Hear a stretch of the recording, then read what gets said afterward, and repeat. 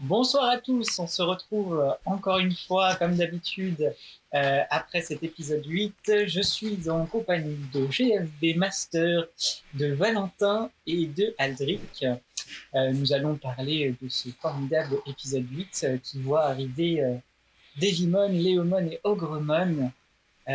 Voilà, je tenais à vous remercier en tout cas tous ceux là qui regardent d'être toujours aussi présents sur les lives 8 semaines après le départ. Est-ce qu'on pensait vraiment en arriver là un jour?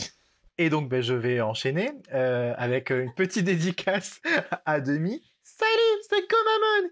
Voilà, Demi qui joue Gomamon, mon partenaire, que j'embrasse et que je salue si tu es là dans les commentaires du live. Particularité, cet épisode 8, on a eu la chance, nous, l'équipe, de le découvrir. Je me souviens, c'était le 14 janvier, si je me trompe pas, c'était un jeudi après-midi. Et fin de journée, François nous a envoyé cet épisode qu'il avait mixé. Et c'est vrai que savoir qu'on avait déjà fait 8 épisodes, même quand on a fini le doublage, et la plupart des pistes doublage, on les avait finis nous au mois de novembre, on s'est dit, toute l'équipe, waouh, on a quand même déjà fait ce chemin-là, on a fini toutes les présentations des personnages, on était sur la fin de l'arc de Vimon, et ça représentait déjà pour nous une belle petite avancée, même si derrière il y a 54 épisodes, et donc il y a encore un long chemin. Et c'est vrai que une des difficultés, moi, que je peux avoir la plupart du temps, c'est devoir réclamer après les deadlines. Je l'ai déjà dit précédemment, mais en général, les gens jouent vachement bien le jeu. Donc ça nous permet vraiment d'être réguliers et de pouvoir nous-mêmes, en interne, regarder les épisodes, se dire, tiens, là, ça va pas. Et souvent, après la V1, donc la version 1 que François nous propose, on peut se dire, tiens, si vraiment il y a un truc qui nous chagrine ou qui ne va pas, voilà, François a encore le temps de le corriger. D'ailleurs, si je me trompe pas, il pourra me dire le contraire, mais il y a certains épisodes qui ont eu plein de versions parce qu'il y avait toujours un mini détail, un petit crédit sur le générique, ou que sais-je, ou une petite voix, un petit rire, ou je ne sais quoi à refaire. C'était vraiment pas grand-chose, mais des versions d'épisodes, finalement, il y en a eu pas mal, n'est-ce pas, François? Oui, bah ça c'est sûr, hein. Surtout qu'il doit y avoir encore des petites erreurs. Je pense que c'est des gens qui cherchent très très bien, ils vont en trouver, c'est obligé. Et du coup, Valentin, qui était avec nous lors du premier live, revient 2 mois après, vu qu'il a eu beaucoup de succès. Qu'as-tu à nous dire, Valentin, aujourd'hui? Déjà, j'étais très impatient d'arriver au 8e épisode. C'est vraiment un de mes épisodes préférés de cet arc avec plein de scènes super drôles, la scène du bain avec Joey Gomamon ou encore Agumon aux toilettes avec Greymon. Et une scène qui m'a fait beaucoup rire à enregistrer avec Pantomon, c'est quand il s'empiffre à table et qui dit oh, j'en ai presque mal tellement que c'est beau, un truc comme ça. C'était trop drôle à doubler. Ça m'avait vraiment éclaté à le faire. Après, pour revenir sur les épisodes précédents me concernant, donc, chacun avait un peu son épisode à lui. Hein. Donc le mien, c'était l'épisode 5 dans l'usine. Meilleur souvenir, je pense, de ces 8 premiers épisodes à enregistrer. Je m'étais mis un bon coup de pression pour cet épisode, hein, comme un peu, je pense, chacun dans son épisode à lui. Et en fait, c'est vraiment l'épisode où j'ai appris à me lâcher, je pense. Donc autant le petit Thunder, il avait un peu du mal à passer au début, autant j'étais content du Mega Blaster de Kabuterimon où je reconnais pas du tout ma voix dessus. En fait, comme en général je crie jamais et que je suis très rarement en colère et tout, je pensais pas être capable de sortir ça et en même temps, ça a été assez libérateur quand c'est sorti. Donc un très bon exercice en plus qui vous aide à exprimer vos émotions. Je sais que pour beaucoup de fans, c'est pas forcément les meilleurs épisodes de la série qu'on a vus jusqu'à présent. Mais personnellement, je les aime vraiment parce que chacun d'eux ont vraiment permis de nous faire découvrir les personnages individuellement. Et avec le fandom, je redécouvrais même certains personnages. Je pense notamment à Palmon, hein, Palmon qui avait une voix très différente dans la VF officielle. Hein. Alors, je pense qu'on s'en souvient tous, je crois. Même si la voix cassée, je détestais pas non plus, hein, ça lui donnait un truc un peu original. Mais je trouvais que Noémie, qui du coup interprète Palmon, elle est beaucoup plus juste par rapport à la VO. Et ça rend le personnage tellement plus mignon. Et voilà, c'est tellement différent qu'on ne voit plus le personnage de la même façon. Je pense aussi à Gabumon qui avait à l'époque une voix très snob. En plus, avec les changements de dialogue, il y avait un côté un peu parfois hautain avec Gabumon. Et mais là, avec les nouvelles traductions de François, plus le jeu de Niwa sur Gabumon, pareil, le résultat est ultra mignon. Et on découvre enfin la vraie personnalité de Gabumon, j'ai envie de dire. Enfin voilà, je pourrais m'étaler sur chaque personnage, mais j'avais envie de revenir en particulier sur mes camarades Digimon et le panel incroyable de voix trop mignonnes qu'on a, qui renforce d'autant plus le contraste quand on est face à des Digimon virus comme ceux dont Thibaut fait la voix, qui est extraordinaire, et à qui je vais laisser la parole quand il nous parle de son expérience justement. Eh bien, je me présente, Thibaut, sous le pseudo de GSB Master. Et oui, je fais la voix de Numemon, mais aussi de Ogremon. Et donc, Minimon a été très simple à faire, mais Ogremon beaucoup plus compliqué avec la voix beaucoup plus grave, vu que ma voix originale n'est pas du tout grave de base. Comment je suis arrivé déjà sur le FanDub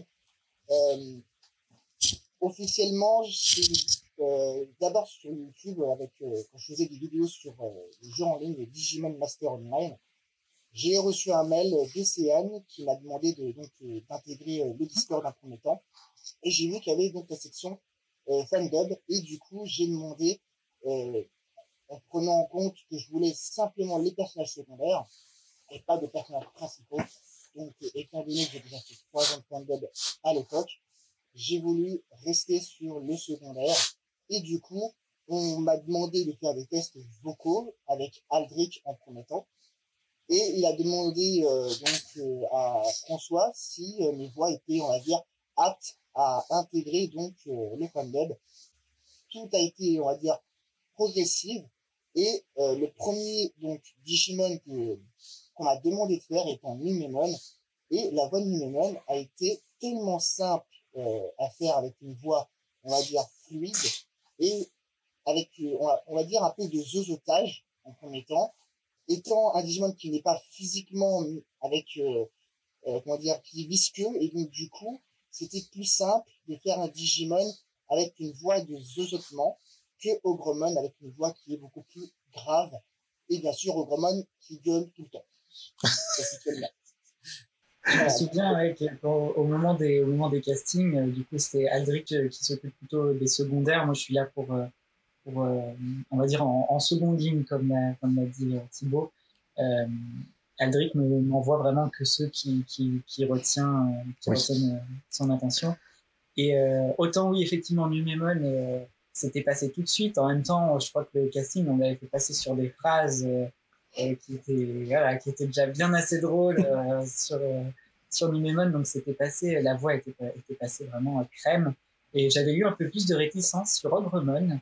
Je t'ai demandé, je crois que je t'avais demandé d'essayer plusieurs versions.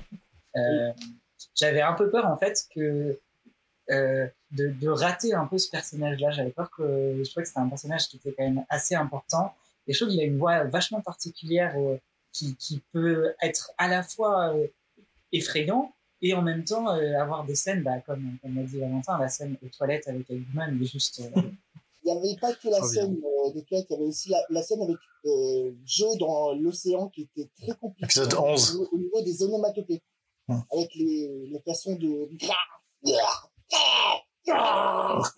choses comme ça, c'était très compliqué. Il est, comment dire, il a une voix un peu de canard aussi. On peut dire. Mais en tout cas, j'avoue que maintenant, surtout après cet épisode 8, alors je suis pas sûr que l'épisode 8 a été tout de suite le moment où je me suis dit c'est parfait, mais au fur et à mesure, à force d'entendre Ogremon revenir, je me suis dit non, finalement, c'est vraiment la voix qu'il lui fallait.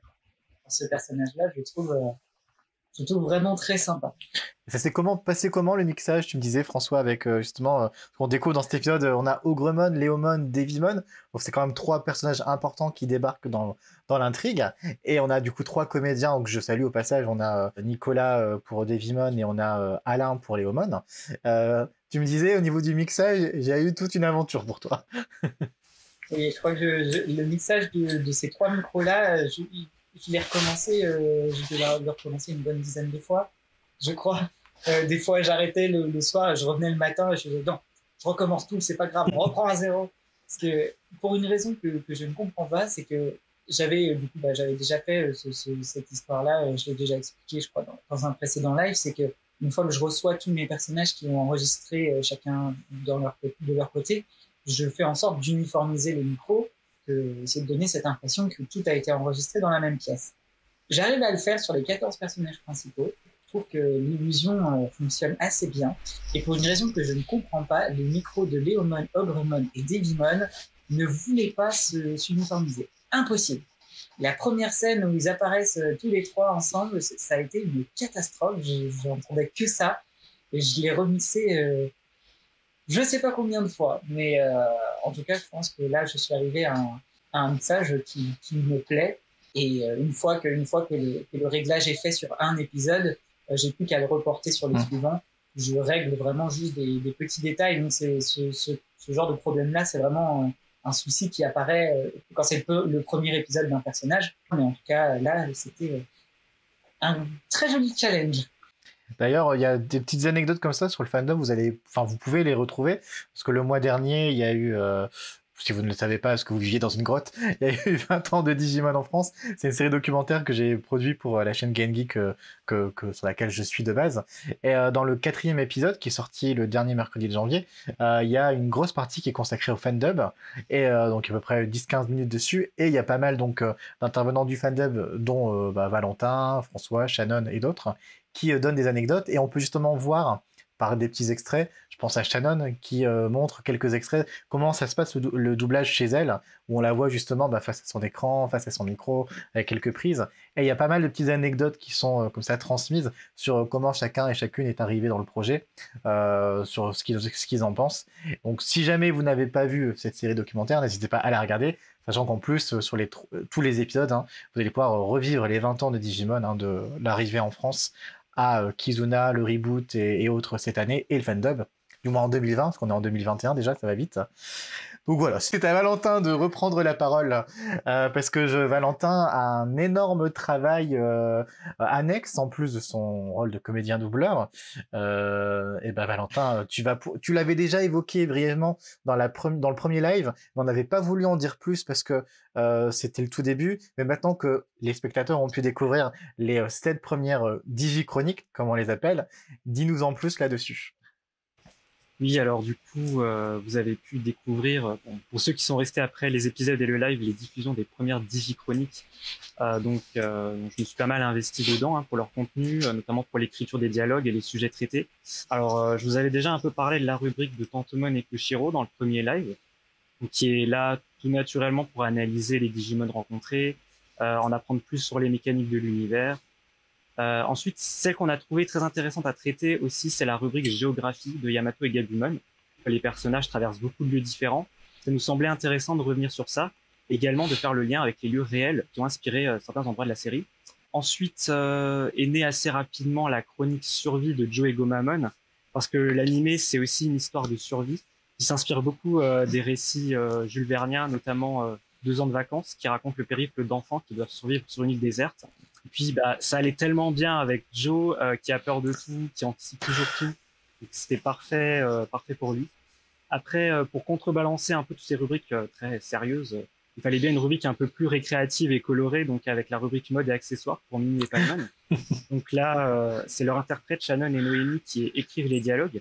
Et c'est plein de peps et d'humour. Et c'est aussi l'occasion de parler des personnages, de l'aspect character design et comment leur personnalité est retranscrite à travers leur style.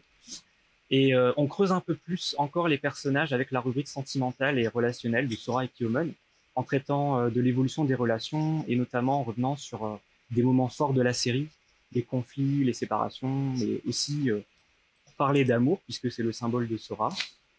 Enfin, la rubrique culinaire de Taiki Agumon, elle m'est venue parce que Agumon a beaucoup de gags autour de la nourriture et sur le fait qu'il a tout le temps faim. C'était un peu plus difficile au départ d'imaginer des sujets parce que l'alimentation, c'est pas vraiment l'un des aspects les plus importants de la série, hein. On n'est pas dans Food Wars, mais je me suis dit, comme avec la rubrique mode de Mimi, il doit y avoir moyen de faire des ponts. Là, en essayant d'être à la fois sur l'humour et en même temps sur quelque chose de pédagogique, en apprenant des choses. Et puis, il nous reste la rubrique de Takeru et Patamon, hein, qui a été, je pense, la plus difficile à imaginer, je dirais. Mais une fois qu'on a eu les idées, notamment avec l'aide de Nicolas, qui fait la voix de Devimon, et Hérisson, qui fait Takeru, on a trouvé des fils conducteurs très sympas. Mais je vous en dis pas plus et je préfère vous laisser découvrir ça dans un instant.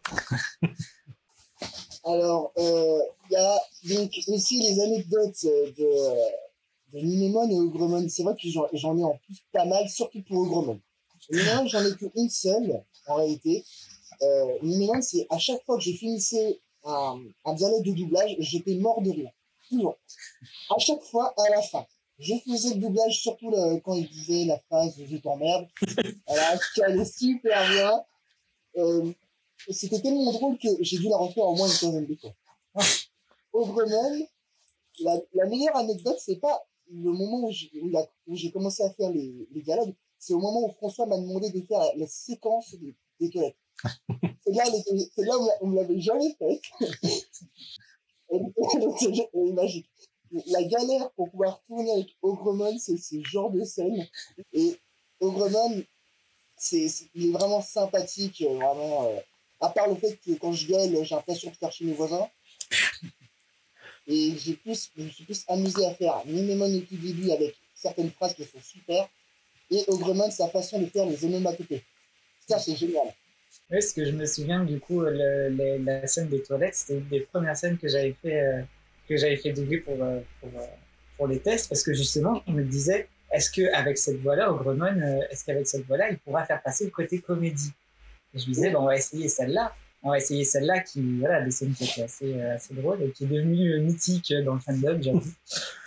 Entendre Haru qui joue à Gumon faire ce petit dialogue-là. C'était très drôle aussi. Pour lui aussi. C'était extraordinaire. Mais c'est vrai que pour moi, c'est vraiment des scènes qui restent parce que, comme l'a dit Valentin dans cet épisode, c'est un des épisodes qui a été assez censuré en français. Donc, chez nous, on n'avait pas la scène des bains et pareil, la scène des toilettes avait été complètement changée. Et vraiment de les voir là entièrement, ça fait vraiment bizarre, mais c'est très très drôle. En tout cas, j'espère que découvrir cet épisode dans sa version vraiment originale vous aura plu à vous aussi.